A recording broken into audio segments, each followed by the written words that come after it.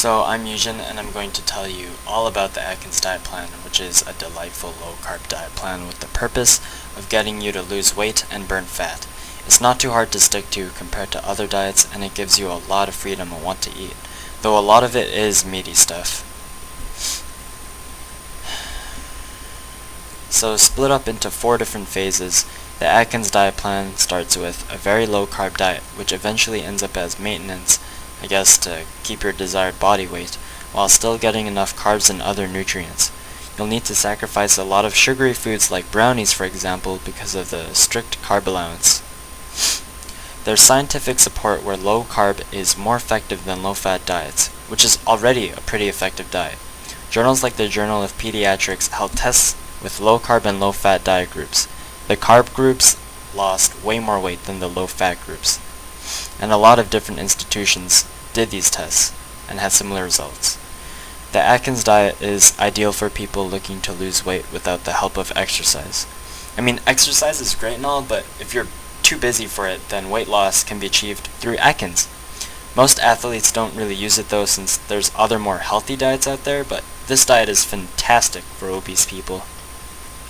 You can still have a tasty meal with lots of proteins and fats, even without that many carbs, but you should still be consuming some because they're important for your body.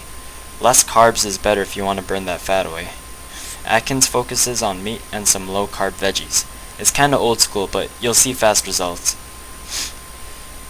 Some health benefits include weight loss, balanced blood sugar levels, which helps with diabetes, better control over insulin and glucose spikes, which can help with preventing cognitive disorders like Alzheimer's or dementia, because studies show that high insulin resistance can screw with your brain, and other stuff like that. So some more benefits include a decent amount of freedom with what you can eat for a diet.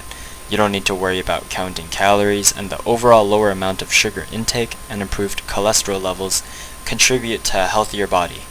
Better cognitive performance also means less brain fog and energy dips too. Unfortunately, the Atkins diet can come with some negatives. A lot of people seem to think that you shouldn't eat carbs at all, but carbs are crucial in maintaining your glucose/insulin levels. You might get tired a lot too if you don't get enough carbs, and you'll miss out on a ton of fruits and grains. A nice balance in the diet is vital for optimal performance. The first phase of the Atkins diet, otherwise known as the induction phase, is pretty rough. Almost all carbs will be gone in your new diet, at least for this portion of the diet.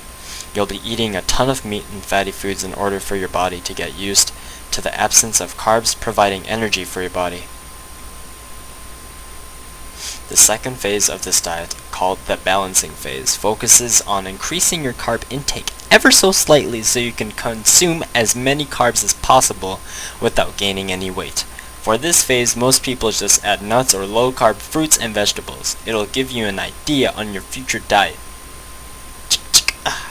Phase 3 is all about adding more grains, starchy fruits, and veggies to your diet.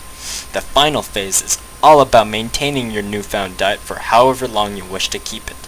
You should now understand how many carbs you can eat without gaining weight, and you can sustain a nice variety of oils, fruits, meat, and the rest from now on. The Atkins diet plan is pretty rough on your digestive system. For example, you may experience diarrhea since the body is getting rid of excess carbs, or you might face constipation during the first phase.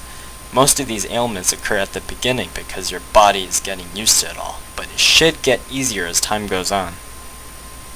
Diverticulitis may occur because of the low-carb and high-protein diet, creating pouches on the walls of the large intestine and trapping digested food in them, which causes swelling. A lot of problems can appear in the first phase, but they should go away once your body adjusts to getting a different source of energy than carbs.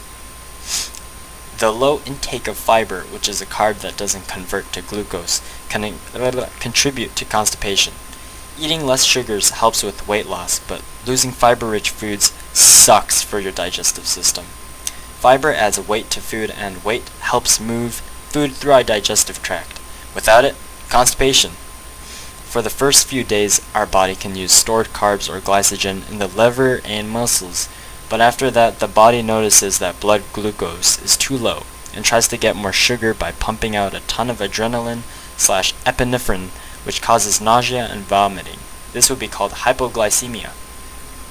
For the urinary system, the body's burning stored glucose, which causes the body to let go of a bunch of water and release it all.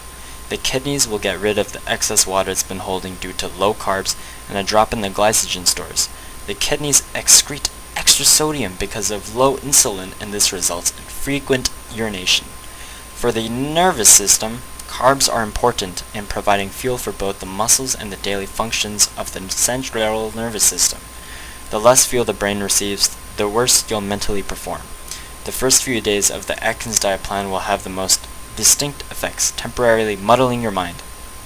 This diet is great for weight loss, but like I said, it's important to have enough carbs as well.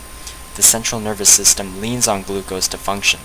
You might look good and slimmer than ever like me, but if you don't get enough carbs, you'll see a notable cognitive decline. Atkins is good for weight loss and just that.